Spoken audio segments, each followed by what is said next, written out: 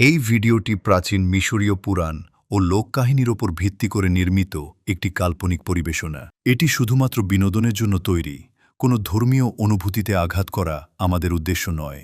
এখানে প্রদর্শিত প্রতিটি চরিত্র ও ঘটনা কাল্পনিক। এই ভিডিওটি আমাদের মিশর রানীর অভিশাপ গল্পের দ্বিতীয় পর্ব। প্রথম পর্বটি না দেখে থাকলে সম্পূর্ণ গল্পটি বোঝার সুবিধার্থে ডেসক্রিপশনে থাকা লিঙ্ক বা চ্যানেল থেকে প্রথম পর্বটি দেখে নেওয়ার অনুরোধ করা হচ্ছে।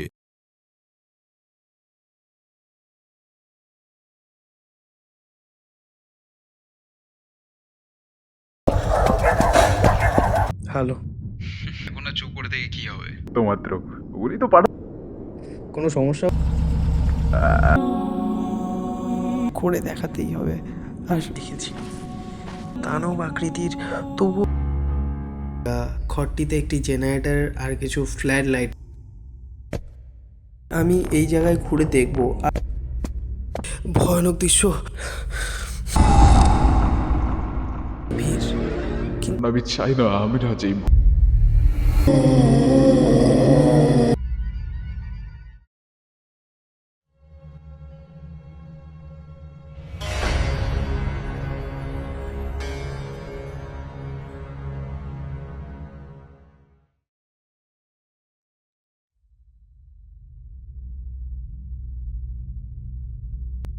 হয়তো নিয়তি আমায় ফিরে যেতে দিতে চায় না, বা বলা ভালো সেই অজ্ঞাত রানী যার কথা চিঠিতে লেখা ছিল, সে নিজেই যখন আরও গভীরে যাওয়ার পথে রাস্তা খুলে দিয়েছে, তাহলে আমি অবশ্যই যাব।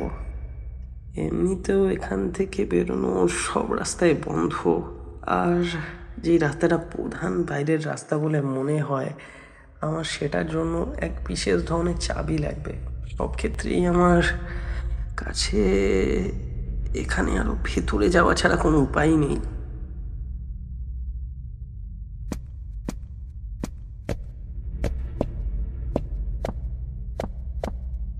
শুনেছিলাম মিশরীয়দের মধ্যে কিছু প্রজাতি মরুভূমির তপ্ত গরমের হাত থেকে বাঁচতে মাটির বহু নিচে, যেখানে গরম প্রায় নামমাত্র, সেখানে নিজেদের বসবাসের সাম্রাজ্য করে তোলে।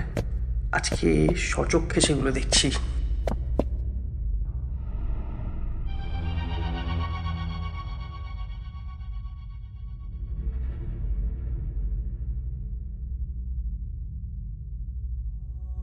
সারি সারি মমি,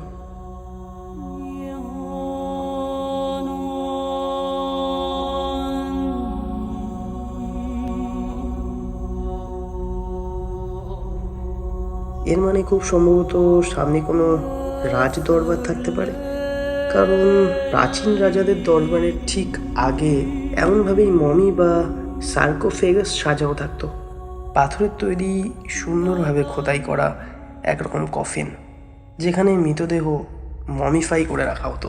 বইতে পড়েছিলাম মমিফিকেশন প্রক্রিয়া হলো মৃতদেহের ভেতরের অঙ্গ বের করে শরীর শুকিয়ে কাপড়ে জড়িয়ে সংরক্ষণ করে রাখার প্রক্রিয়া, যাতে পরজীবনে আত্মা ফিরে আসতে পারে।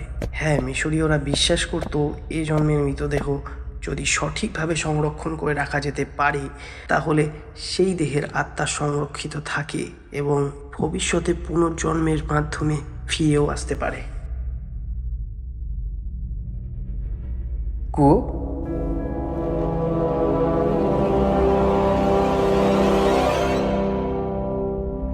কিন্তু এরকম অন্দরমহলে এমন জায়গায় একটা কুয়ো কেন থাকবে?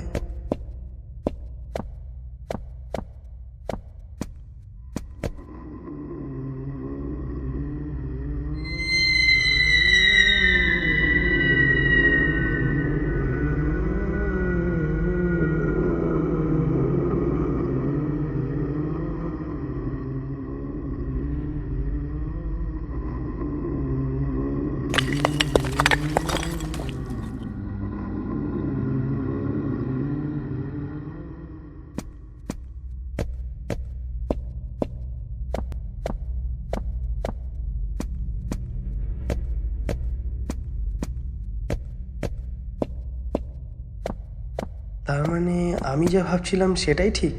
এই স্থানেই ছিল মিশরের সেই সময়ের রাজা ফেরাও খারুনেফারের রাজসভা।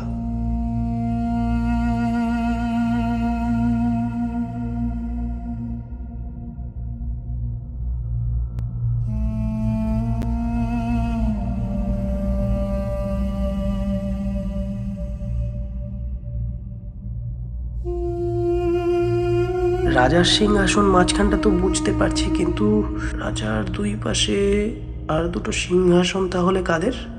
একটা হওয়া তো উচিত রানীর, কিন্তু দুটো কেন? তার মানে কি রাজার দুই রানী ছিল?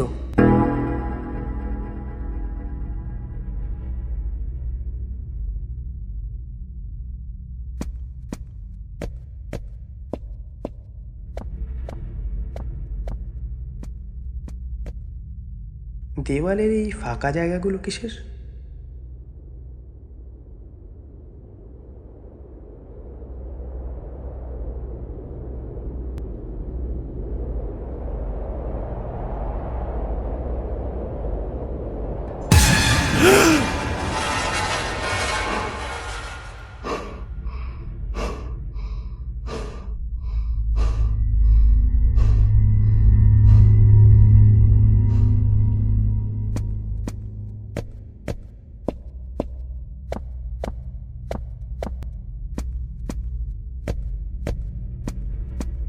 এটা কোন জায়গা?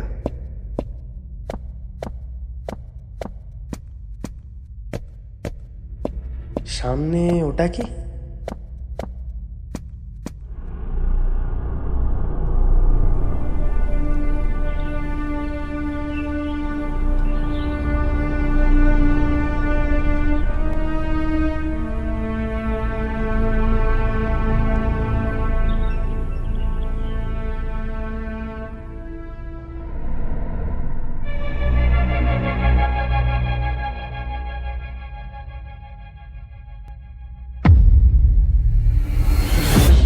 রানীর কবর?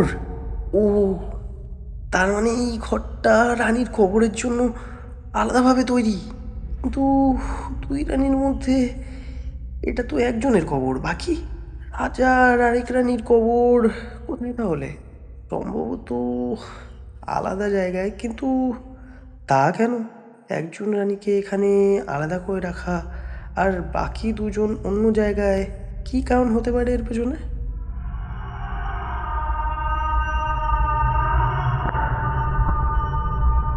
কে কে কাঁদে? কান্নার শব্দ! কি ভয়াবহ, অসহনীয় এই কান্না! আহ!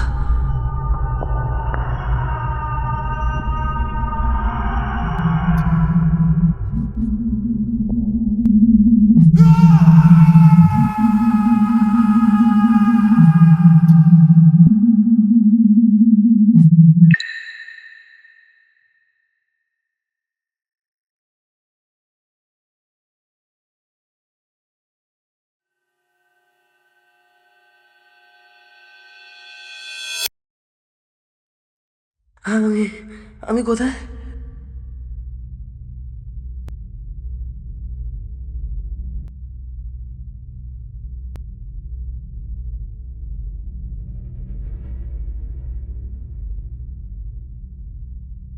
এ এ কোন জায়গায় চলে আসলাম? চারিদিকে এত ঘন অন্ধকার। আজ থেকে বহু হাজার বছর আগে মিশরের অর্ধশততম রাজা হলেন ফারাও খারুন-নেফার। কার আওয়াজ এটা? এ কথা বলছে? খারুন-নেফারের পিতা ছিলেন ফারাও থেসেম আমন। থেসেম আমনের অকাল মৃত্যুর ফলে খারুন-নেফারকে অল্প বয়সী রাজ্যভার সঁপে দেওয়া হয়। এই বিষয়টা থেসেম আমনের ছোট ভাই রা-কেতমুন ভালোভাবে নিলেন না, কারণ তার দাদার মৃত্যুর পর তিনি সর্বস্ব ভোগ করবেন বলে ধরে নিয়েছিলেন। তাই রাগে হিংসায় প্রতিশোধের অপেক্ষায় তারই রাজ্যে দিন কাটাতে থাকলেন উনি।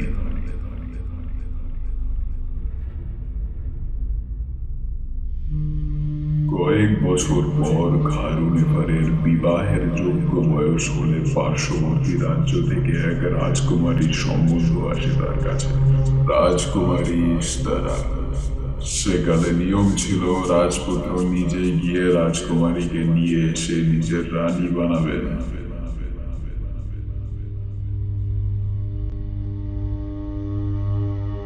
নিয়ম মতো খারুন-নেফার গেলেন তাদের রাজ্যে, কিন্তু সেখানে হয় এক সমস্যা। হারুন এবারের চোখে পড়েন রাজকুমারী ইস্তারার ছোট বোন রাজকুমারী নৌসারা। নৌসারাকে দেখে রাজা এতটাই মুগ্ধ হয়ে যান যে তিনি তৎক্ষণাৎ তাকে নিজের রানী বানানোর সিদ্ধান্ত নেন। কিন্তু এদিকে তার রানী হওয়ার কথা ইস্তারার। তাই রাজার মন্ত্রীগণ পরামর্শ দেন যে তিনি যাতে দুইজনকে নিজের রানী রূপে গ্রহণ করেন।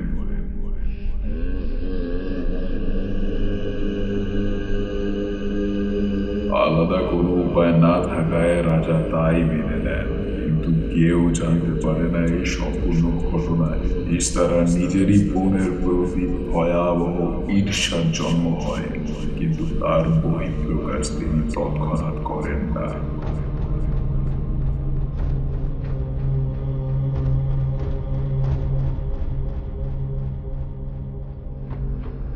ঘটনাচক্রে ইস্তারার পরিচয় হয় খারুনেফারের কাকা মশাই থেসেম আমুনের সাথে। ইস্তারা চেয়েছিলেন তার বোন নৌসারাকে সম্পূর্ণভাবে সরিয়ে ফেলতে, তাই তিনি ভেবেছিলেন যে থেসেম আমুন হয়তো তাকে এই কাজে সাহায্য করতে পারে।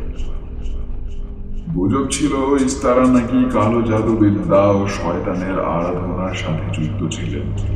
এই কথা থেসেম আমুন খুব ভালোভাবেই জানতেন। তাই তার মনে হয় যে তার প্রতিশোধের জন্য ইস্তারার থেকে ভালো কাউকে তিনি পাবেন না।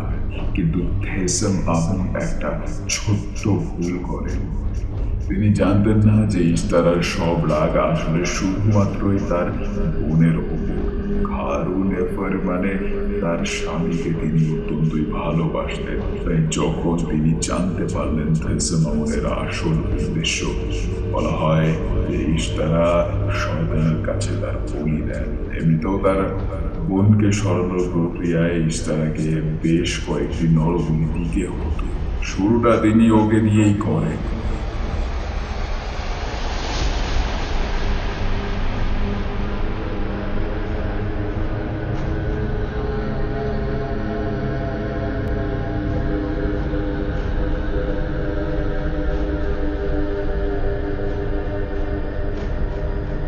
ধীরে ধীরে রাজ্য থেকে কিছু কিছু করে মানুষ উধাও হতে থাকে। গুজবগুলো আরো জোরালো হয়। তাই একদিন সকল প্রজা মিলে রাজাকে তাদের সন্দেহের ব্যাপারে জানায়। রাজা ছিলেন প্রজাবৎসল, তাই তিনি ইস্তারার উপর গোপনে নজর রাখতে শুরু করলেন এবং দেখলেন প্রজাদের সঙ্গে ঠিক ইস্তারাই বিশেষ বিশেষ রাতে নির্দিষ্ট কিছু ব্যক্তি অপহরণ করে তার শয়তানের পুজোয় তাদের বলি দেন।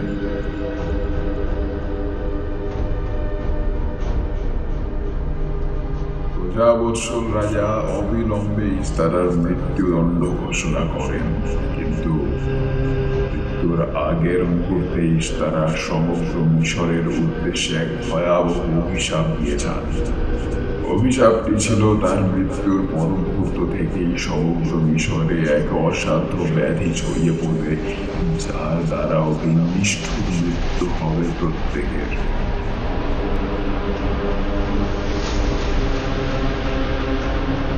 ইস্তারাকে সব থেকে আলাদা গোপন একটি কুঠুরিতে কবর দেওয়া হয়। ইস্তারার মৃত্যুর পর এই অভিশাপ ফেলতে বেশি সময় লাগে। বলা হয় নিয়ম মেনে মৃত্যুদণ্ড এবং কবর দিলেও ইস্তারার অতৃপ্ত আত্মা এখনো ঘুরে বেড়ায়, কারণ শয়তানের কাছে নিজের আত্মা সমর্পণ করলে সেই আত্মাতে আর তার কোনো অধিকার থাকে না। অল্প সময়ের মধ্যেই বহু প্রাণ চলে যায় সেই অসাধ্য ব্যাধিতে।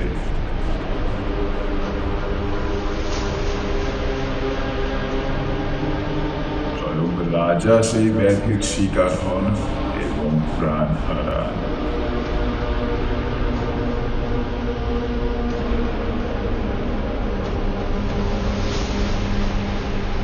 পরিস্থিতি যখন এতটাই হাতের বাইরে, তখন সকলে মিলে এক পরামর্শ করে এই মহামারী ও দুরবস্থা থেকে বেরোনোর। তারা সকলে মিলে আরাধনা শুরু করে মিশরীয় দেবী আইসিসের।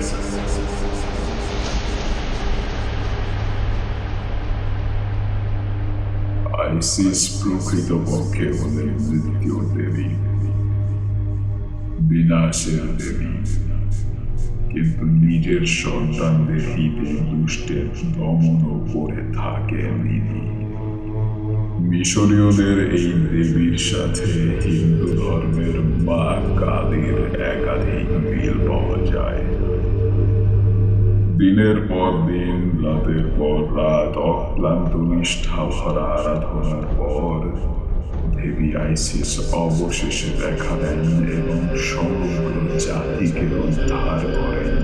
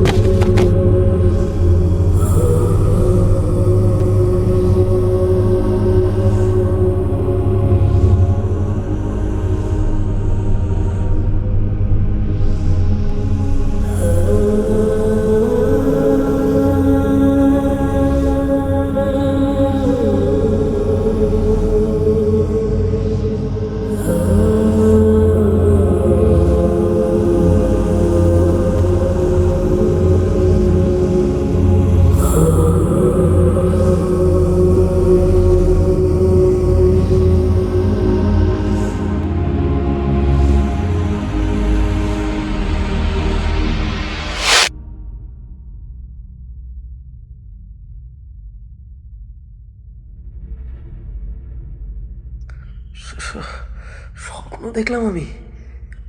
কোথায় এটা?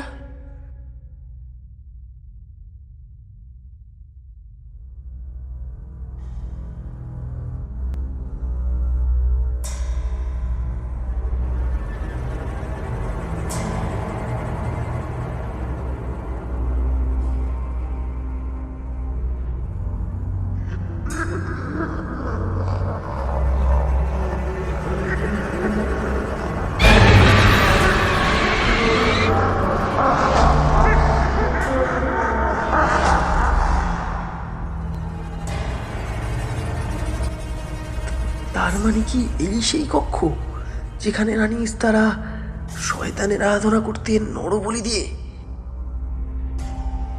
কিন্তু এই মোমবাতিগুলো কিভাবে?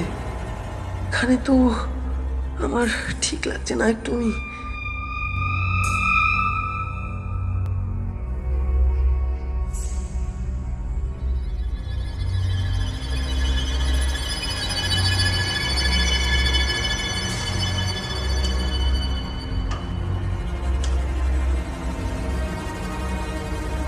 একটা পেন্টিং না?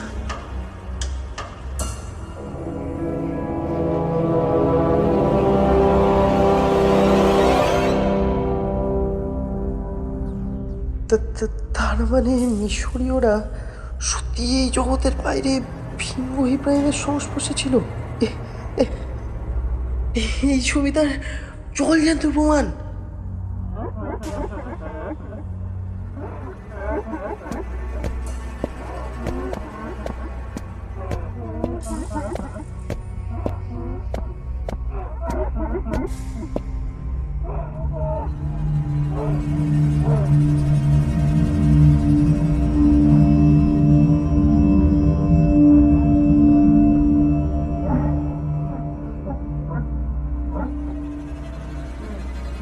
আবার আবার না না, ভয় পেলে চলবে না। সাহস করে এগিয়ে যাব, দেখি কি হয়।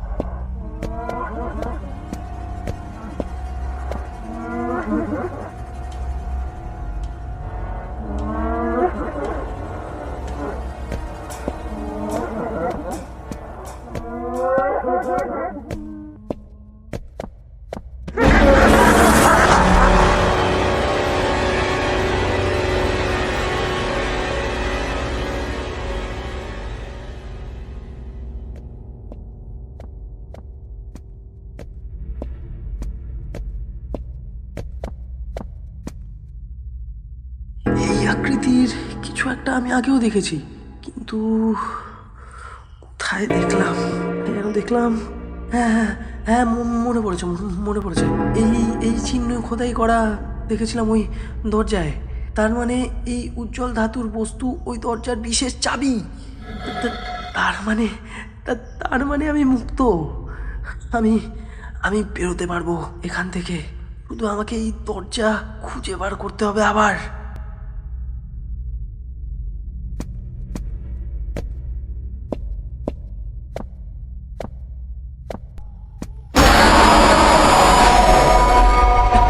রানী, রানী, রাজা! তাহলে কি সব শেষ? আরে ওই মাঝে তো আরেকটা রাস্তা বেরিয়েছে। আমার যে করেই হোক ওখান দিয়ে পালাতেই হবে। হয়তো মৃত্যু নিশ্চিত, কিন্তু শেষ চেষ্টা করতেই হবে আমার।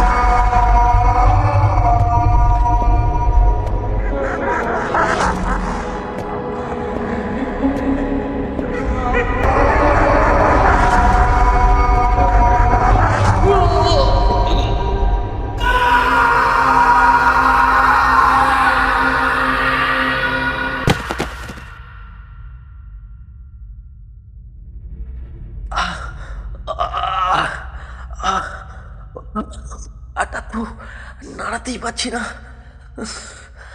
মচকালো নাকি ভেঙে গেল। আরে এ তো সেই দরজা। তার মানে আমি আমি আমি ভুল করে ঠিক জায়গায় এসে পড়েছি। ওরা এখানেও আমার পিছু ছাড়েনি। আমায় আমায় আমায় আরো চেষ্টা করতে হবে। এই এই এই দরজার উপরে যেতে পারলেই আমি মুক্ত সকল বাধা থেকে, বিপদ থেকে। তাই এই আমার শেষ চেষ্টা।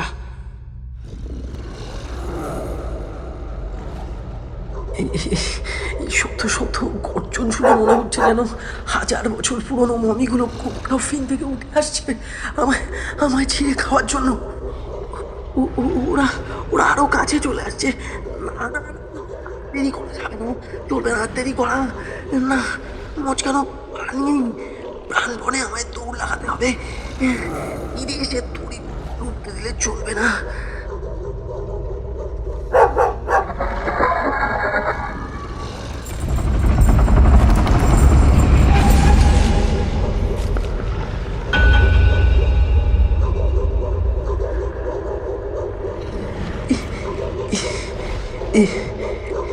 এ কি তাহলে বাইরে বেরোনোর রাস্তা ছিল না? না না না না, আমাকে এভাবে এখানে দাঁড়িয়ে থাকলে চলবে না। আমাকে আমাকে পালাতেই হবে, পালাতে হবে।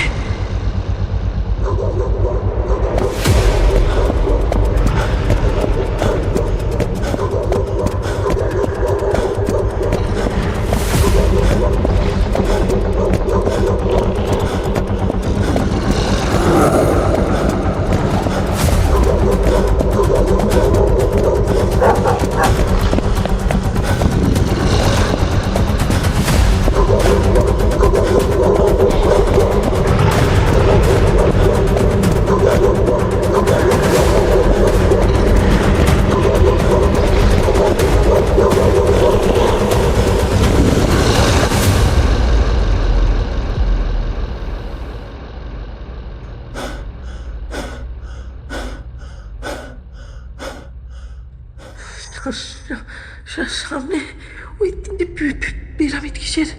কিন্তু কি করে সম্ভব? আমি আমি নিজে প্রধান 3টে পিরামিডের মাঝখানের পিরামিডের ভেতরে ঢুকেছিলাম। তাহলে আমার সামনে কি এগুলো?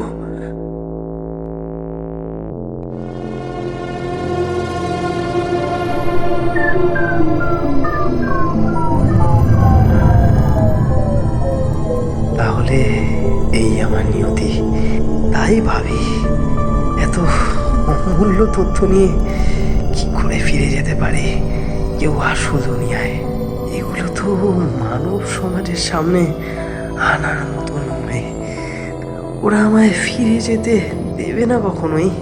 ফিরে এসে তড়ি ডোবা তো দূর, নদী থেকে কখন কুলহীন গভীর সমুদ্রে চলে এসেছি টেরই পাইনি।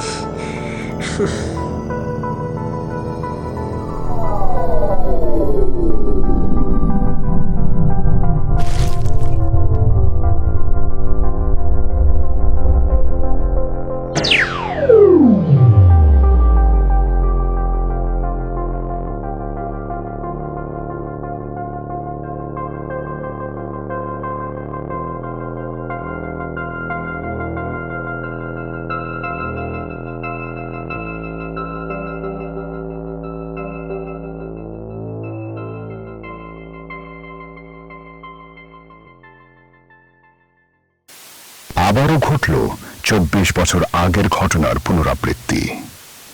বাবার পরে এবার একইভাবে নিখোঁজ হল তারই ছেলে। সূত্র মারফত জানা গেছে, বিশিষ্ট প্রত্নতাত্ত্বিক ফটোগ্রাফার সামন্ত বসু পিরামিডের অভ্যন্তরে ছবি সংগ্রহ করতে গিয়ে আর ফিরে আসেননি।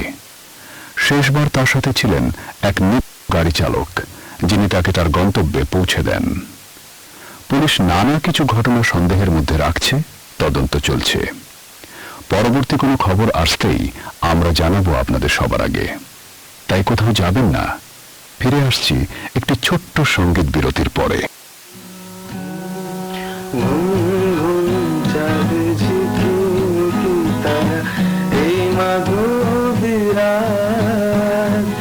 আসেনি তো বুঝিয়া